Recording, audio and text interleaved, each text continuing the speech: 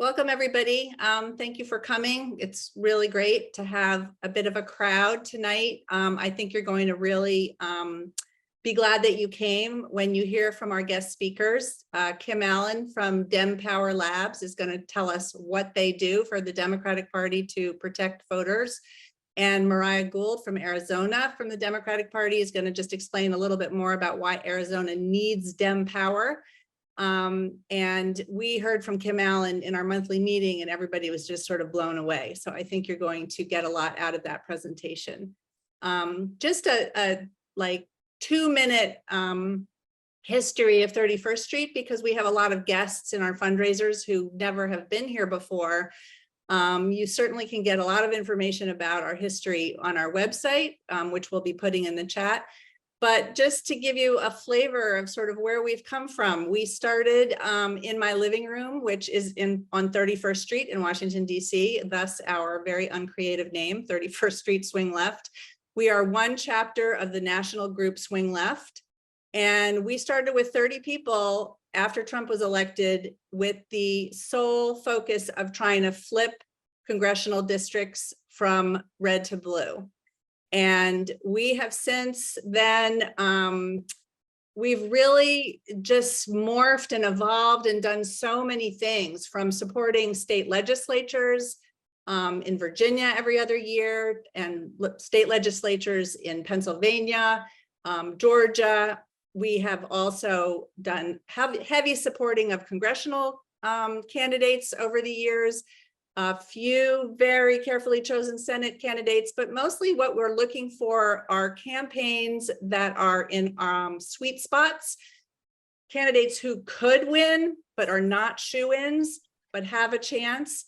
And with some support, we basically hope that we can flip the seat or keep the seat. But over the years, we really have morphed into an organization that also supports efforts to get out the vote, educate voters, protect the vote, and protect the votes after they're made when Republicans are trying to get rid of the votes that have already been cast. So we've found these amazing groups that do that kind of work in key states. And you're going to hear about that effort tonight in Arizona and Michigan.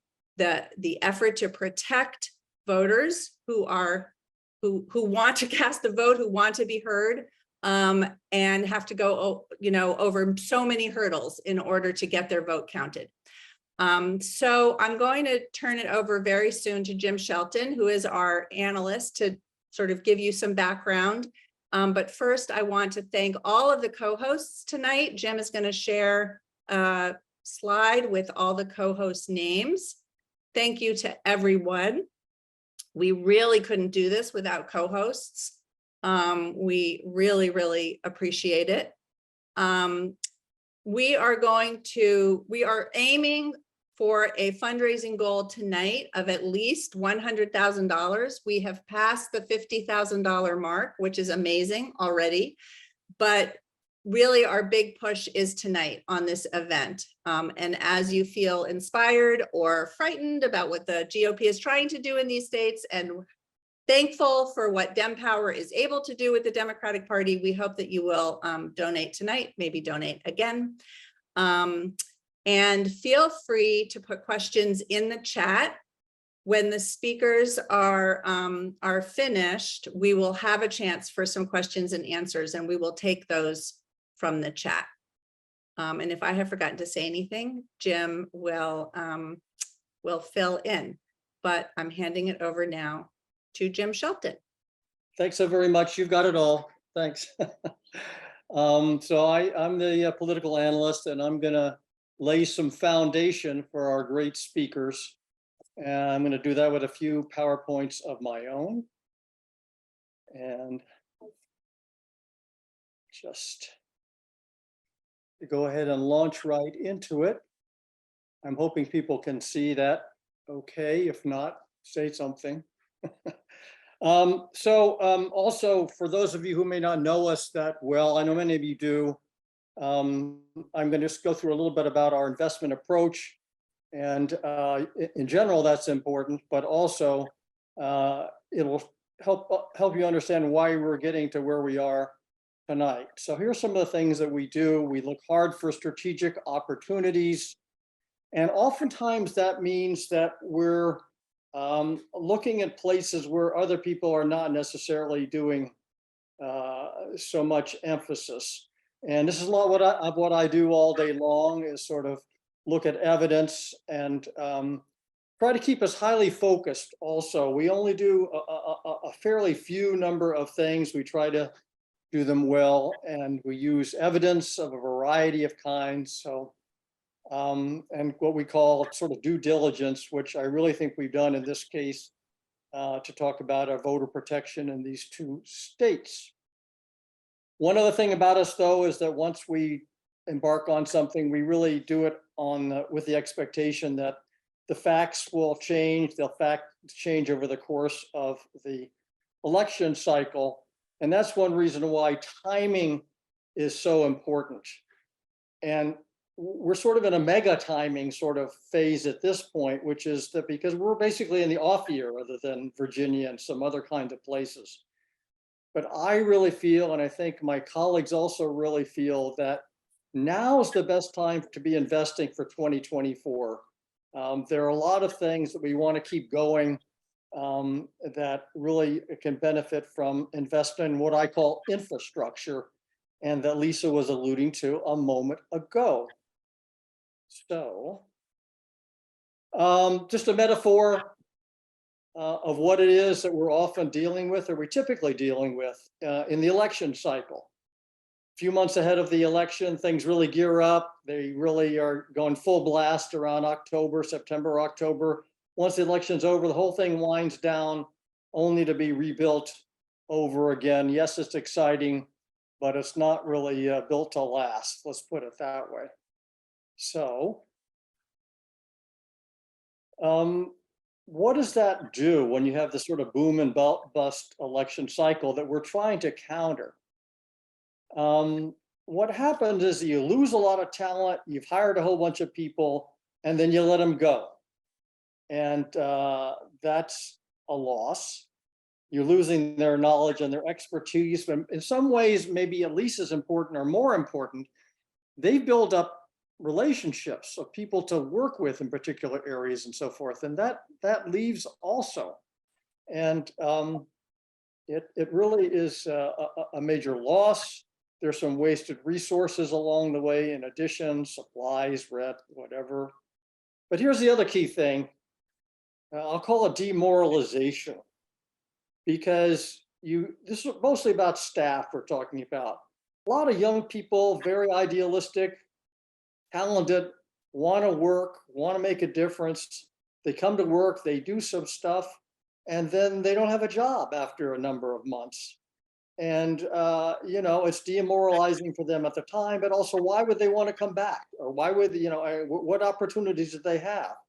Or why would they even get involved in the first place? So it really is a huge cost. And I'm not saying this is the entire solution to the problem, but it's a start. And I just want to compare it to the huge amounts of money that gets spent in many of these elections, especially what I'm calling the hyper expensive sort of campaigns that spend actually hundreds of millions of dollars, or in the hundreds of millions of dollars, with zero marginal impact for the last few millions, which makes so much difference in terms of infrastructure. And I'll just go back to say that this is particularly the case in the people that we're talking about today, because DEMpower is a relatively young organization. It was going great guns in 2022, but like many other things, it has suffered major loss. And in fact, the several staff that you'll see, they've been working volunteer for the last several months. Why? Because they're very dedicated, but they can't do that for very long. And they've got part-time jobs to some extent. And it's really, we're really trying to keep them going. This is really a major contribution, and they'll be raising other money if we can keep them afloat. So this is just a metaphor of infrastructure that we think is so important so that we can have something for 2024. And another concept I want to put forward is we're talking about Democratic parties, state Democratic parties, which we think are so very important, but they're very weak. Typically, not all. There's a few that are quite strong, like Wisconsin, for example. But we like to think of having good elections that work for us is like a three-legged stool. We got this from our partner at the State Party Advancement Network, SPAN, Martha Lanning. Campaigns and candidates, number one, the Democratic Party, number two, and grassroots groups, number three. Those three things really need to have some amount of equal weight, in my opinion, or something, maybe not equal, but something that's comparable in some way in order to have an optimal impact. So, okay, I do want to talk a little bit about Democratic state parties. Yes, we know a lot of times they don't do such a great job and so forth. That's the whole argument for strengthening them when we think there is a good investment. And they have a number of comparative advantages. Again, we get a lot of this from SPAN, who's our partner in this and helps steer us in this way. State parties do have an ongoing infrastructure. It doesn't all go away. A lot of it does, but a lot of it continues, and a lot of it will come back once they try to nurture it again. They have the advantage of being able to work directly with campaigns, which a lot of nonprofits are not able to for much of the election cycle. Very importantly, they own what's called the voter file, sometimes called VAN, which is the sort of improved list of voters that have a whole lot of information about those voters for outreach, particularly for many things, canvassing, but also for vote curing, which is something that comes under voter protection. They have various legally defined roles, which we'll hear a little bit about. They have, in some cases, they have great leadership, maybe very few cases, but the memorable example for me was a recent Wisconsin Supreme Court election where Ben Wickler was just an outstanding leader. They did everything right, and they because it was a state race, they were able to do more with a bunch of partners. But they really orchestrated that thing very well under his leadership. He's the party chair.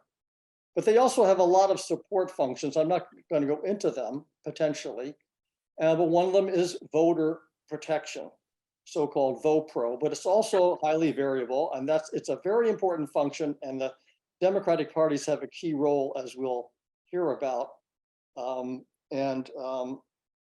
Just putting that on the table. Again, all this calls out for strengthening. Lastly, I just want to talk a little bit about states, not a whole lot. We're very concerned about 2024. And, setting aside Virginia, these four states that we're sort of focusing on, Pennsylvania has always been our bedrock. We've adopted Wisconsin. And now for the state party voter protection, we're convinced that Arizona and Michigan, which are, basically the ball game, you could put in a couple other states, but this is really, especially Arizona and Wisconsin, this is really the ball game for 2024, not just for the presidency, but there's these states have three key Senate races, for example, key congressional races. So I will stop here and we'll turn it over to the great Kim Allen, who's going to tell us all about what voter protection is, which I never really understood that fully till maybe relatively recently, and why all this is so important. So over to you, Kim. Well, thank you, Jim. Thank you for inviting me to speak here today and for the opportunity to tell you more about us, about our work, and why voter protection organizing is so critically important to winning elections. I'm going to start by sharing a presentation, but I also want to give you a little bit of background about myself. I am Kim Allen. I am one of the co-founders of DEMpower Labs, and I'm going to go ahead and share my screen. During the 2020 cycle, I was part of the leadership of the voter protection team at the Democratic Party of Georgia. And our work made the margin of victory for President Biden and for Senators Ossoff and Warnock. And I came to this, I was a commercial litigator at a DC-based law firm, Covington and Burling, which many of you may know. And I came to this work thinking I was going to take a tour of duty, like so many people, take time for the 2020 election, for the most important election of our lives. And then I did this work, and I was so deeply moved by its impact. I was moved by the volunteers who come alongside to support the work. I was deeply moved by the voters, so many of whom were personally very touched by our work. And I was also moved by the impact at a large scale, the opportunity to leverage this work to win elections. And so I decided to step away from my legal career and devote myself to voter protection work full time. So as part of that, I am co-founding DEMpower Labs. And just to give you a quick overview about our work, and we're going to get a lot more into it, but in brief, we are voter protection experts. Collectively, we bring a breadth of experience. We've worked in 43 states across 6 election cycles, and we've worked both with and for state parties. And so we understand the critical work that they do and how we can come alongside and support.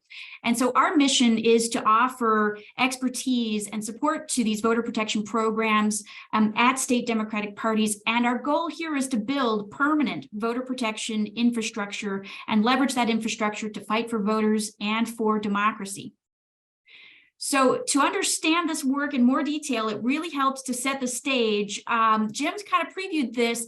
Jim is a super knowledgeable guy, and I know so many of you guys know that that's true, but there's so many layers to this voter protection work that it helps to really dig in. And so I just want to give you a heads up. We're going to do a deep dive here, so just buckle up a little bit. And I'm going to start off with one of our most frequently asked questions. What do we mean when we talk about voter protection? In this context, I see voter protection as the work that picks up where most get out the vote efforts leave off. We've seen it isn't enough to register and engage and turn out voters. Sometimes voters show up to an 8-hour-long line, or sometimes they cast a ballot and that ballot gets rejected. And so if we're going to win elections, we have to get those votes over the finish line. We have to ensure that every voter can vote, that every vote is counted, and ultimately that election wins are certified.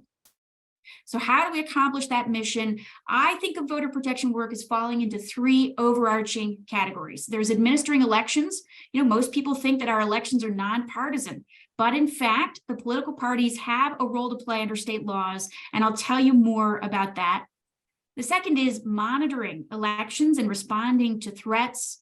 And then the third is educating voters on when, where, and how to vote.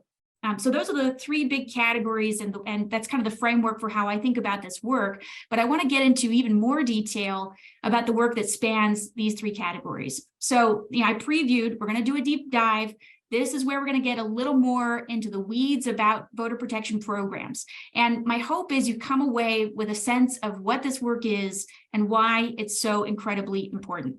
So I'm going to start off with the programs that you might have heard of. That's poll watching, boiler rooms, and hotlines. These 3 help to triage voter issues that come in, and they help voters cast their ballots. Poll watchers observe inside of polling places. Hotline volunteers take calls from voters who have questions about voting or have issues in casting a ballot. And then the boiler room acts like a command center during early voting and on election day. And they coordinate volunteers and they help to put out fires. And so, this is what I call voter protection 1.0. This is a little more reactive. You respond to issues that come up on the ground in the weeks before election day. But, over the years, voter protection has been evolving. And when it is done right, it doesn't just triage issues. It also goes in the offensive. And so we don't just put out fires, we also prevent fires. So how are we going to do that? Well, start with election administration. The Democratic Party has a role to play. They appoint election officials like election board members, canvassing board members, and poll workers.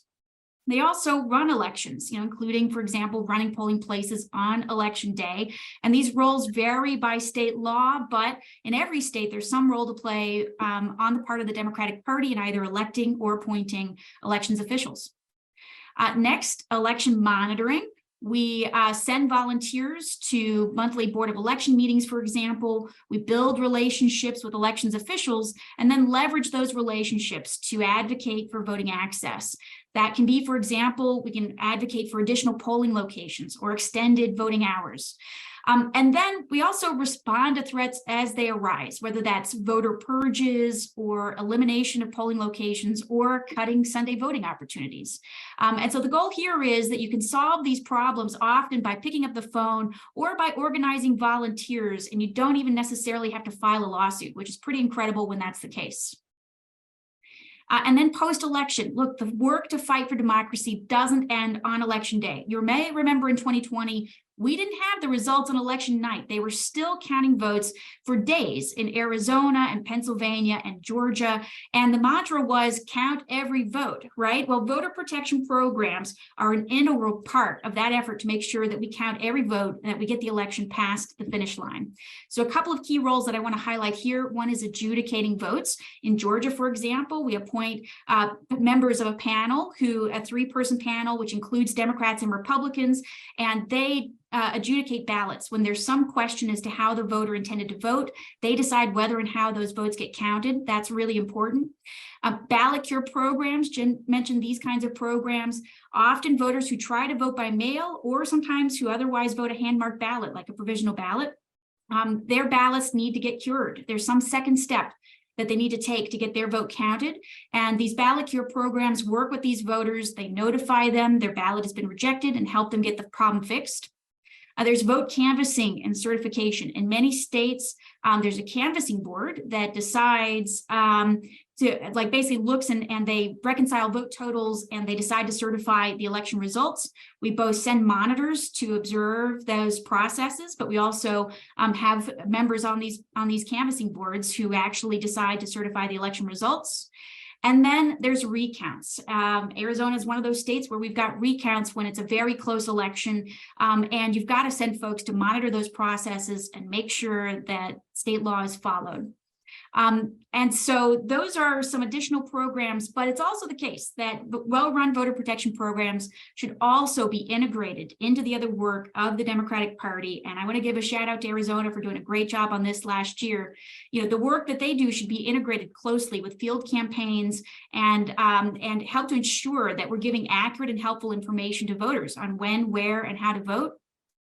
And then also these programs should work to help build the party by coordinating with key partners, including county Democrats and progressive organizations. And so the goal of all of this, I mean, you can tell this is a pretty sprawling apparatus, and the goal is to build a massive coalition of people who share our values and then create a movement that fights for voters and for democracy. So I want to highlight a couple of reasons why this work is so impactful. You know, the first is Republicans are working overtime to suppress voters, and not just any voters. They're targeting voters of color in particular. These voters are more likely to experience voter intimidation. They're targeted by polling place closures and are more likely to have to wait in a long line to vote. And they're also more likely to have their ballots rejected and not counted. And so voter protection programs fight for these voters and work to empower them to make their voices heard. You know, so many of these voters endure incredible challenges to vote, and they are showing up election after election. So it's important that we also show up and fight for these voters. And the second reason why this work is so impactful, voter protection work wins elections. And I want to highlight just a couple of examples here. Voter protection programs made the margin of victory for President Biden in Wisconsin and Georgia in 2020, made the margin in the Attorney General's race in Arizona last year, which is why we don't have an election denier in that office, and like hallelujah for that. And it also helped to flip the Pennsylvania House last year. My colleague Syra and I, we helped to lead the voter protection program in Georgia in 2020, so we were part of that program. And then we as DEMpower Labs worked in Arizona and Pennsylvania last year, and we helped to provide support for the program to secure those victories as well. And so as we look ahead to 2024, voter protection is going to continue to play a critical role in winning elections in battleground states. We hear from folks who say, shouldn't democracy work be done on the nonpartisan side? And, Jim previewed some of the answer to this question. The answer is folks, we need both. Nonpartisan groups have a role to play, but so do state Democratic parties. I want to highlight just 5 quick reasons why. One is that the Democratic Party has candidates on the ballot. And for that reason, we have a special kind of standing to advocate for effective election administration and also for voters. The second is that state parties have the voter file, which helps identify likely Democratic voters and then target our work to help those voters. So like in a ballot cure program, for example, we don't want to just cure any votes. We want to cure Democratic votes, right? And nonpartisan groups can't target those voters specifically. The third is that voter protection programs can coordinate with Democratic campaigns, which is an awesome opportunity because these campaigns touch millions of voters. And so by coordinating with them, we can help to amplify the work of these programs and give campaigns tools to reach voters with helpful voting information. That's so important to make sure they get accurate information on how to vote. And then the fourth is state and county parties have unique roles to play in election administration, which I highlighted. Nationwide, 60% of local election officials are either partisan elected or partisan appointed. So including election board members, poll workers, and others. Lastly, state and county parties also have the sole authority under state laws to appoint certain voter protection roles, such as poll watchers who observe inside of polling places. And so the bottom line is, if we're not doing this work through state Democratic parties, we're not doing it at all. And so it's really critically important that we bring support to these programs to do this work. And overall, folks, the message here is really inspiring and empowering. We have an incredible opportunity to use the Democratic Party's tools to save democracy if we have the resources to do it. But there's also an obstacle. We've seen how expansive these programs can be, and there's a huge learning curve to doing this work effectively. And that's particularly hard because the churn of campaigns and staff turnover often leads to a loss of institutional knowledge and best practices. And so we've heard from folks who say, I feel like I'm reinventing the wheel, coming into these roles, and they need concrete solutions to help do the work. So that's where we as DEMpower Labs come in. Our mission is to build effective state party voter protection programs. We've been in the trenches ourselves. We've seen what it's like to rebuild a program from scratch every 2 years. And so we said to ourselves, look, what if it didn't have to be like this? So we set out to make a couple of big changes. The first is voter protection programs need expertise, best practices, templates, and other strategic support to do their work effectively. It really helps. And it's like, look, folks, maybe these programs could actually get it done at the end of the day, but wouldn't it be better if it wasn't so hard? Wouldn't it be better if they weren't starting over from scratch? So we hope to bring all of that kind of expertise to help them do that work effectively. And then also bring alongside partners like the volunteer organization, Vote Pro Pros. I know many of you are familiar with that group or maybe even a part of it. And by bringing all of that together, we can help to support these programs and build them stronger. And then second, there's a need for a repository of knowledge and best practices, for all states, and we can serve in that capacity as well. We've seen that often voter protection programs are siloed, and that's been the case historically. Sometimes one state hits upon a great idea on, for example, how to recruit volunteers, and then another state never hears about that idea. And so we created DEMpower Labs to work hand in hand with these voter protection programs to bring them expertise and support. And then we also learn from them as well, and we share what we learn and our experiences with other states. So we're working with state Democratic parties this year, and the reason is there's no off years in democracy. Republicans aren't taking time off, and neither can we. And so in the remaining time that I have, I want to highlight some of the critical work that we as a Democratic Party can be doing right now in Arizona and Michigan. In Arizona, this is the first year that they've had a year-round voter protection program. And, from speaking with folks, what that means is in every prior election, we've been playing a little bit of defense and not as much offense. And so, there are sometimes these problems that come up that don't have time to be addressed in the last several months before the election day. And so, if you get to August or September of an election year, the die is really already cast. And so this year, we have an opportunity to address some of those issues that come up chronically, and we can be on the offense and not just the defense, which is really exciting. So one of the best things we can do this year is advocate for voter access, for example, on college campuses or on tribal lands. And I'll mention just a couple of examples, and really this is intended to illustrate just the kinds of opportunities we have. It's often really difficult for voters on tribal lands to cast a ballot. In some cases, they have very few early voting locations, or they may have very few ballot drop boxes. And then also it's often the case that there are high rates of out-of-precinct voting in these communities, and that's due to voter confusion regarding the location of an assigned polling place. And so if you vote at the wrong polling place on election day in Arizona, your vote simply does not count.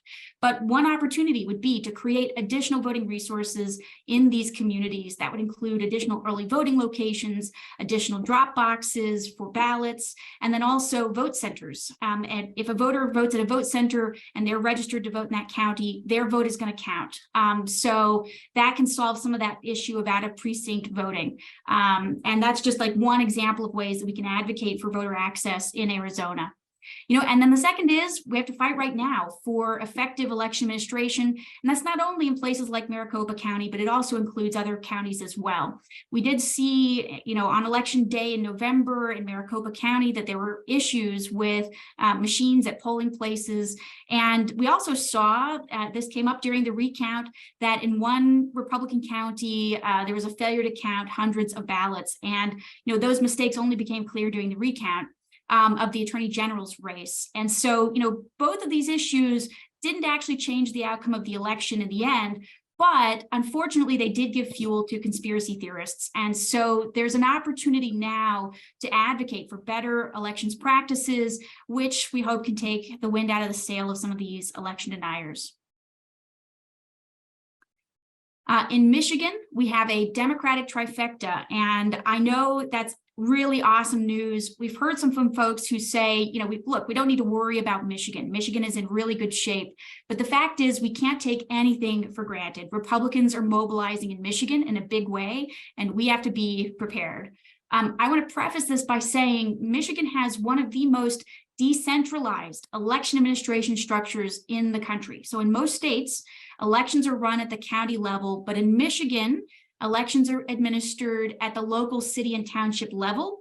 And then when the results are certified, they're certified at the county level. And so what that means is there are over 1,600 election administrators in Michigan, compared to 15 county recorders in Arizona. So, organizing around election administration is an intensely complex job in the state of Michigan. And that's one reason why it takes a lot of work year-round to continue to fight for democracy. Currently in Michigan, they've got a brand new voter protection director this year who's working to build the program, and she's very excited to have our help to do it. Probably the single best thing we can do this year is build a firewall around election administration and election certification. On October 31st, half of the members of the county canvass boards are going to be replaced. And these boards have 2 Democrats and 2 Republicans. They have the crucial job of reconciling vote totals and certifying election results. And so before October 31, the Democratic Party has to provide 3 names of Democrats that we propose to have serve on each of these county boards. And then the county commissioners vote on who gets appointed. So it's our job to work now to make sure that we appoint strong Democrats to these county canvass boards so that they have time to learn the ropes before November 2024, get their legs under them and work around some lower turnout elections. But we also have to work to mitigate election deniers who are trying to take over these boards. And I'll give you an example of one county in particular that I've been asked not to name. It's a Republican-controlled county, and a Christian nationalist group primaried the relatively moderate Republican county commissioners last year. And so now almost all of the commissioners are extremist Republicans, and there's a real risk that they're going to appoint Republicans who are like them to serve on these county canvassing boards. So even if, one county refuses to certify the election results, that's a real problem for certifying our statewide wins. Similarly, last year, we saw that a number of Republican poll workers were election deniers. County Democrats can challenge the appointments of these poll workers, but there's a narrow window of time to do it. So we need some time to prepare, to be positioned to identify these folks and then get them out. And then, of course, we also have to keep an eye on election clerks who run elections. We have a pretty good idea of where the election deniers are, and monitoring them is key. And then if we need to, responding and organizing around issues that come up. So that's just a preview of some of the opportunities that we have in Michigan and Arizona this year to fight for democracy. You know, I want to say, folks, this is where you come in. Your support is making it possible for us to work with these programs to help to maximize these opportunities to fight for democracy this year. This is all going to be so key for 2024. Without effective voter protection programs, we're not going to be positioned to help either make the margin of victory, or we hope, put some of these races far enough away from the margin that it insulates them from attack by election deniers. So your support will help fund our work in Michigan and in Arizona. And that work is going to be really pivotal for us in particular, and is going to be catalyzing for us by creating a base level of support. You're helping us launch off on this work and engage in Arizona and Michigan and roll up our sleeves and really get to work. So I wanted to say just a word of thanks for your support of this work, for helping us, work in these states and help to offer support for the programs. And it really means a lot to me that we can do this work in these two really critical states. So with that, I also want to introduce you to Mariah Gould. Mariah is joined the Arizona Voter Protection Program last year as the Voter Protection Director, and she's going to say a few words. I really can't say enough wonderful things about her. She brings a deep empathy and creativity to the role, which I found truly inspiring, and she also ran just an awesome and effective program last year. Without her at the helm, we wouldn't have had the amazing successes that we had, including, I highlighted one of them, the Attorney General's win, which is already having major impacts throughout the state. So it was an absolute privilege for us to work with her last year, and I'm so glad that you get to hear from her today. And with that, I'll turn it over to Mariah, and thank you for being here, Mariah. Of course. Thank you so much, Kim. Can you hear me okay right now? All good? Perfect. Well, thank you all so much for having me tonight. It is such a pleasure to be with you, and I'm so happy to talk about our work with DEMpower Labs, but also just continue to highlight the importance of voter protection work, as I have just continued to gravitate and find such a love for this work in this campaign space. I think it is so important. And just a small bit of what Kim talked about, I think is just shows the impact of what voter protection can do for campaigns at scale. I also want to give a little shout out to all the people I saw in the chat, either from Arizona or who did work with Mission for Arizona last year. Thank you for being a part of our program. It is so cool to see you. I saw a couple familiar names throughout the chat as well. So as Kim mentioned, my name is Mariah Gould. I was the 2022 Voter Protection Director here in Arizona, working to elect a lot of statewide Democrats, but also all the way down the ballot at some of our local elections as well. I saw that you all highlighted the work of congressional campaigns. We have a lot of important congressional seats that are up next year here in Arizona, so very exciting to see that you all care so deeply about that work. So as I took on this role in 2022, in what I would believe is arguably one of the most important states last year, I was stepping in with a background in Arizona politics, but somewhat of a limited experience in the voter protection space. My experience stepping into this role was fairly unique. I had a background working in organizing, working in training, working in program building on a campaign, but I had never formally worked on a voter protection team. So after kicking off our program and hiring our first initial few staff members on the ground, I was lucky enough to be introduced to Josh and Kim from DEMpower Labs. I was immediately comfortable working with them because I had already gotten to know them working through the Power the Vote space and working through numerous DNC connections as well. So stepping in, I knew that these were a couple of folks that were going to be trusted, that I could lean on for support, and that I was excited to work with as well. But I just wanted to highlight a few things. And first off, my absolute favorite part about working with DEMpower Labs this past year was their mentality when it came to working with me and with my team. Josh and Kim came in with the orientation of how can we help you execute your goals rather than just general opinions or ideas without follow through. They were ready to step up and help me execute a program that was going to work for Arizona. We were also able to work so successfully together because they brought new ideas to the table, but also complemented my work and my ideas that I was bringing, and complemented me where I had less experience working in the voter protection space. Again, as I mentioned, I worked a lot in organizing. I was ready to put boots on the ground and make calls and get poll watchers and hire and manage a great team. But some of the technical skills of voter protection, some of the knowledge behind Arizona voter protection, they helped and brought to the table so that I could be the best leader for the team we had here in Arizona as well. I also love to highlight how much of a thought partner both Josh and Kim were throughout the entirety of my time here in Arizona. And it was truly invaluable having someone that I could reach out to for advice, someone who could be a sounding board when we had creative ideas for the program that we were running. And I really love to say that working with Josh and Kim was like having another voter protection director on my team. I was able to turn to them and bounce ideas off of them. And they really helped me execute the pieces of the program that I couldn't necessarily delegate to some of the lower staff members on my team as well. So it was great to feel like I had some extra support at my voter protection director level as well. As Kim has already mentioned, we had a lot of hard problems to solve in 2022 with voter protection in Arizona.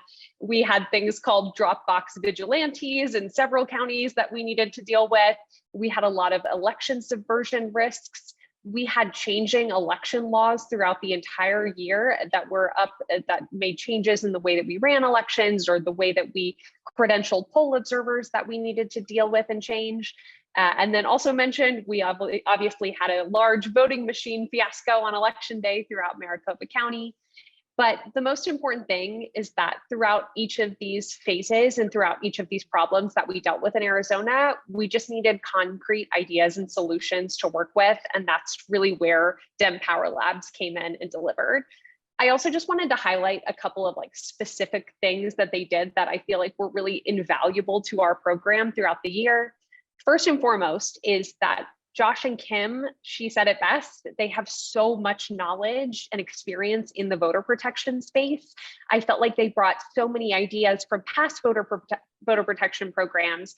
They brought ideas from other states that were working in the voter protection space as well, that were dealing with similar problems that we were dealing with in Arizona. And I felt like I could always turn to them and we could work out a solution together. They also had so much knowledge of voter protection technical tools. If anyone on the call has dealt with voter protection, we have a very complex reporting system called LBJ that we use a lot. And they brought so much knowledge of how to work with that tool. Josh from DEMpower Labs also very quickly helped us set up our hotline incredibly early in our program and make sure that hotline maintained throughout the entirety of the program, which led to us receiving 10% of our calls in Spanish throughout the last month of voting in Arizona, which is really, really important to the voters here and making sure that we are reaching the people that maybe need those hotline resources the most. They also helped with a lot of creativity and hiring. I don't think without Josh and Kim that I would have been able to hire the last two folks that joined our team in August and September. And not only did they help me throughout the hiring process to bring additional staff members onto the team, we were also able to source really talented local staff from Arizona that had knowledge of Arizona voter protection as well. So we got to bring on people that were going to continue to round out the team that we were building for voter protection. As it was already mentioned, GOTV is a big part of the work that we do in a voter protection space. I like to call it PTV or Protect the Vote. I was lucky enough to have Josh from DEMpower Labs sitting next to me on election day as we're working through all of the things that are happening, the reports we're getting from poll observers, the communication that we have with election administration, and his support and being able to be with me on election day and the days following was really invaluable. But then they helped and continued to support our program beyond election day. by making sure that we had support and ideas around ballot cure post-election day and into the recount in Arizona that led to the 280 vote win for Chris Mays. Again, I cannot emphasize this enough. The voter protection team in Arizona, with the support from DEMpower Labs, set up the Cure program with our organizing team to cure over 3,500 ballots in Arizona. And that is the reason that we have a Democratic Attorney General. And that is also the reason that Katie Hobbs did not go into a recount for her race as well. So important, the work that we're doing after Election Day. Again, I talked about the changing of laws in Arizona. The recount is going to be a thing every year now as they expanded the recount margin. So the post-election work and the support from DEMpower Labs is going to be so important. But I think the thing that I share so deeply with Kim on this call and so deeply with the work that DEMpower Labs does is I care so much about laying a foundation for future voter protection programs in Arizona. I think every single year you run a campaign, there are new tactics to organize and knock on doors and make phone calls and speak to voters. But the tactics and techniques of voter protection, we need foundational knowledge of that work. And making sure that we're working with DEMpower Labs to have a historic understanding of how voter protection has worked in Arizona, and then continue to work with those same actors and build that kitchen cabinet of people you can work with in the voter protection space here is so critical to being successful on future programs. So what I'll leave you with is that the bottom line here is in Arizona, voter protection work, including poll observation, election administration work, post-election work, it all runs through the state and county parties.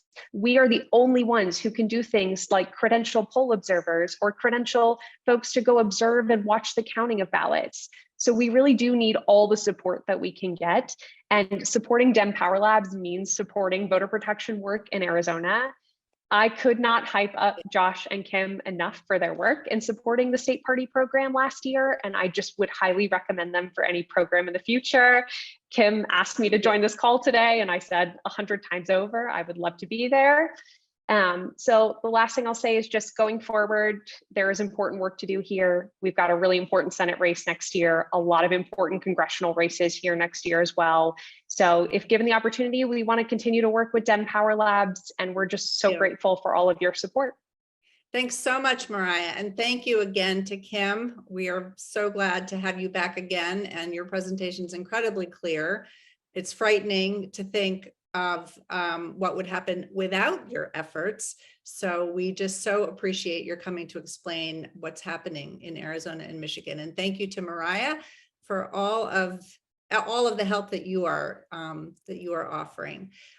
Before we open it up to a few questions, I'm just going to turn it over to Mary Pence, who is our fundraising leader in 31st Street and also Jim's sister. Mary. Hi. So I'm Mary Pence, part of the 31st Street leadership, and I'm going to share my screen so that I can have the content up that I want to have up. Now let me just go to my slideshow, and I will be ready to go.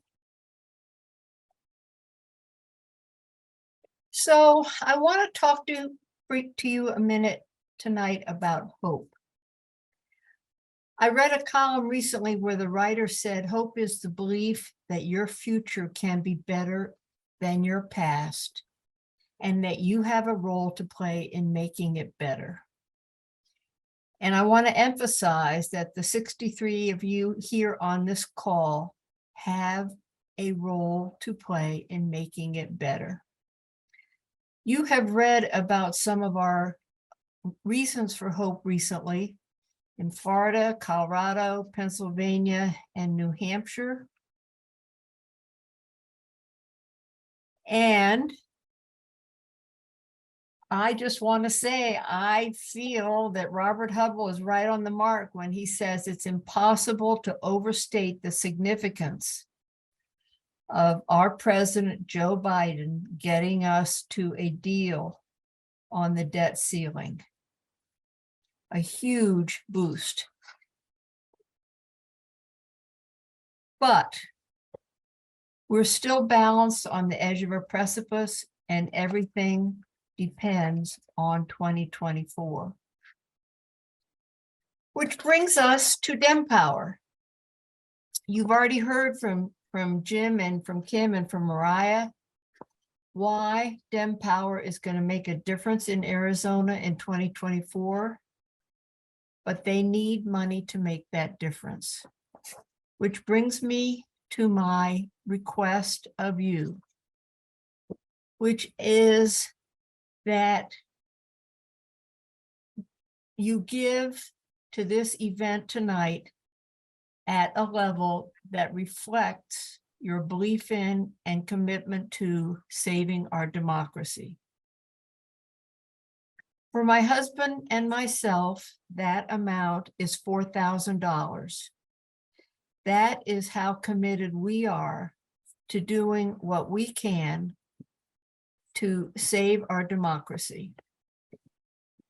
Now, everybody's financial circumstances are different, and what we're giving is, of course, not a prescription for what you could or should do. But my request of you is that you make a contribution using the link that's been in the chat several times, and perhaps even make a second or a third contribution to reflect your belief in and commitment to our democracy. So please join my husband and myself in stretching to contribute to this wonderful work. Thank you so much. Thanks, Mayor. Okay, we're going to take just a few questions, and I've been looking through the chat. There's a few questions. Kim, I'm just wondering if maybe you can somehow clarify this. There's a few questions just about sort of the funding connection between the Democratic Party and DEMpower. Are all of the funds tonight raised going to be earmarked for DEMpower? And just sort of clarify the flow of the money to DEMpower. Yeah, that's right. Well, thank you so much for that question.